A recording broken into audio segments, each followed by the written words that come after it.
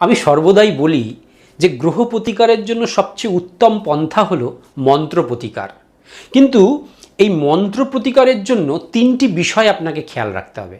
এক হচ্ছে নিষ্ঠা, দ্বিতীয় হচ্ছে ধৈর্য, আর তৃতীয় হচ্ছে ভক্তি।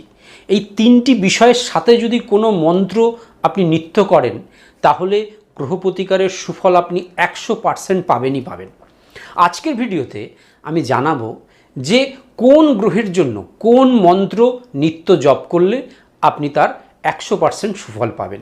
রবি গ্রহের জন্য আদিত্য হৃদয় স্তোত্র নিত্য পাঠ করবেন, আর চন্দ্র গ্রহের জন্য শিব পঞ্চাক্ষরী মন্ত্র নিত্য পাঠ করবেন। মঙ্গল গ্রহের জন্য হনুমান চালিসা নিত্য পাঠ করবেন।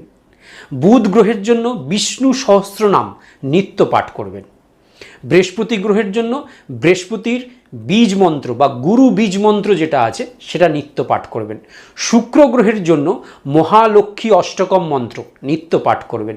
শনি গ্রহের জন্য রাজা দশরথকৃত শনি স্তোত্র নিত্য পাঠ করবেন। আর রাহু গ্রহের জন্য রাহু গায়ত্রী মন্ত্র নিত্য পাঠ করবেন। আর কেতু গ্রহের জন্য শ্রী গণেশের মূল মন্ত্র নিত্য পাঠ করবেন।